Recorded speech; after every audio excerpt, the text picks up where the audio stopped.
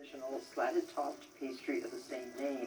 And today I'm filling my jalousie tart with apples flavored with cognac. So peel, core, and cut into kind of thick wedges 5 sweet apples. You can use Gala apple, you can use Macintosh apple, and each apple should be cut into 12 pieces. And to the apples, add 1 teaspoon, pretty much the zest of 1 nice bright-skinned lemon, and 2 tablespoons of lemon juice, but always zest before you juice. Add 1 nice plump vanilla bean. We're going to use just the seeds of the vanilla bean. I love the smell of lemon zest. And with apples, lemon, cognac, vanilla, all are wonderful flavors, and very typical of a French tart. Cut this in half and 2 tablespoons, but make sure you use fresh lemon juice. Do not use lemons that have been squeezed a couple days ago. They must be fresh. 2 teaspoons of all-purpose flour. This will help thicken the juices. 3/4 of a cup of granulated sugar. That's a half. And a quarter. And your vanilla bean, just slit and scrape. And as I always do with vanilla beans, put this vanilla bean pod right in a bowl of sugar. 3 tablespoons of your best cognac.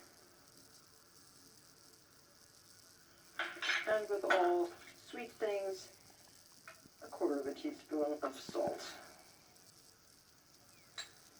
So stir this up and put it in a oven-proof ceramic or glass dish.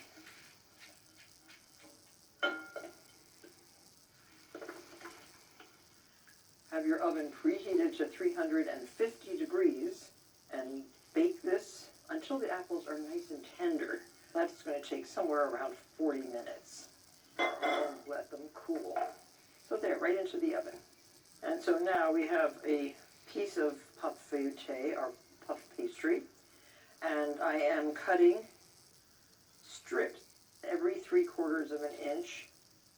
You cut in to the dough 5½ inches, and then another 5½ inches on this side. These will be folded over one another. Your apples are going to go right down the center. So it's kind of an unusual construction, but I think you will love what it looks like when it's baked. Very charming. And it's something different. Jalousie. And your friends will have a lot of jalousie when they see how fabulous your baking skills have become. So now, get your apples, and now remember the apples must be cool. And you do not want to put hot apples on cold pastry. And you can kind of line them up down the center. You want each piece to have apples. Now if you use raw apples, the apples would never get soft enough in the time it takes the puff pastry to cook. That's why we pre-cook the apples. And use your juice also. Just pour that excess right down the center. There. So now what to do with the fringes? First thing you do is brush with egg, lightly beaten with a teaspoon or so of water. And now fold one side, then the other side, overlapping. It's almost like working with fabric or ribbon. This is more a craft project than it is an ordinary baking project.